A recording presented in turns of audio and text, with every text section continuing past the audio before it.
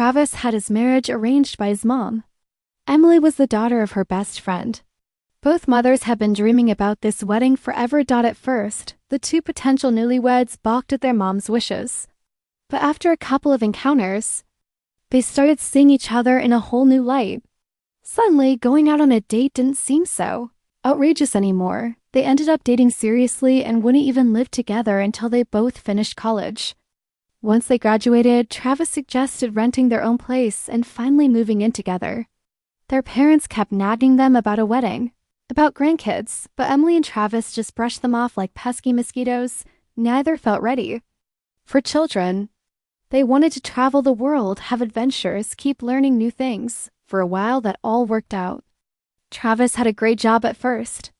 So after he and Emily got married, they flew off on a honeymoon, excited for a fresh start in life and reveling in the thrill of being somewhere exotic and new. But when they returned, an ugly surprise was waiting. Travis got laid off, forced to frantically hunt for a new gig. Turned out he wasn't exactly a dream candidate in the marketplace most places wanted. Years of experience or a crazy amount of skills, and he didn't quite have either yet. Desperate, he took whatever offer he could land, which was a grueling factory position. The pay was steady, but definitely nothing glamorous, and they could hardly indulge in the lifestyle they'd once dreamed about, Emily, who really hadn't wanted. To work at that moment ended up job hunting too. From then on, everything spiraled downward. Argument after argument, endless blame and resentment, all of it chipped away at their little family. Travis, I'm sick of living paycheck to paycheck. When will we ever get to live like normal people? Emily screamed in the heat of one fight. This is only temporary. We just have to hang in there. Travis tried to assure her. Look at how everyone else lives. Check out Samantha. Her man Brandon buys her anything she wants. She struts around like a queen, and I'm just... Emily's voice cracked. Then why do you marry me? Go find your precious Brandon if that's what you want, Travis muttered bitterly. Her words cut into the core. He was doing his best to keep them afloat, but apparently it wasn't enough. He'd never seen such a mercenary side of Emily before, and it left him baffled. At the factory, Travis confided in a coworker, needing someone to vent to. The coworker listened and shared how his own first wife constantly nagged about money and shopping, until one day he came home to a totally empty apartment she'd split with some wealthy guy, never to be seen again. Travis went home haunted by the idea that the same could happen to him. Determined to stop that from coming true, he decided to take on a side job whenever he could. When he told Emily about his plan, she approved, but her voice carried a note of scorn that cut deeper than gratitude. One day, Travis came home from a shift to find Emily all dressed up, about to head out. Where are you off to?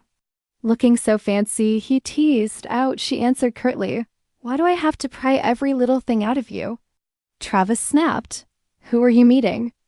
You ask dumb questions I don't feel like answering. She snapped back.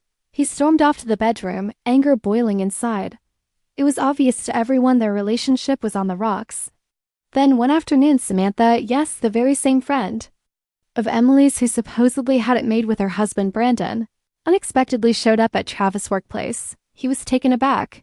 He hadn't thought she even knew where he worked. She looked rough, eyes and nose red from crying. His first thought was that something happened to Emily, but Samantha shook her head and started sobbing again. Brandon confessed this morning that he's been sleeping with Emily for a while, she blurted. Travis actually let out a nervous laugh. He didn't want to believe it. Could the predictions from his coworker really have come true? Are you sure? He asked, knowing the question was ridiculous.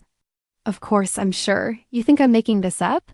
Samantha snarled, tears brimming in her eyes. He apologized for doubting her, then asked what she planned to do. She just shrugged helplessly. Travis suggested they meet up later. He had to get back to work.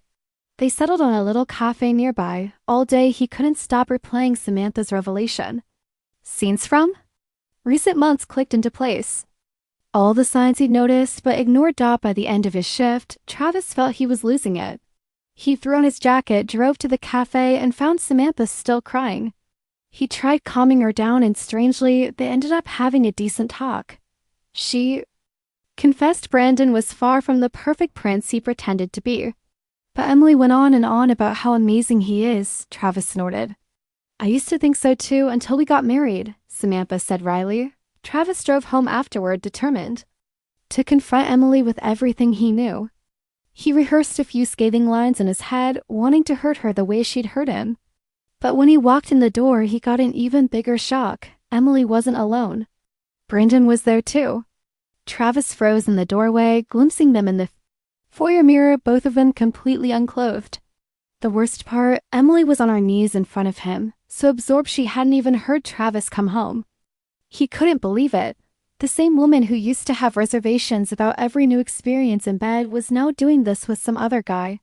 The lover, upon seeing Travis's reflection, cursed and grabbed the closest thing for cover, Travis's beloved crochet blanket made by his mother.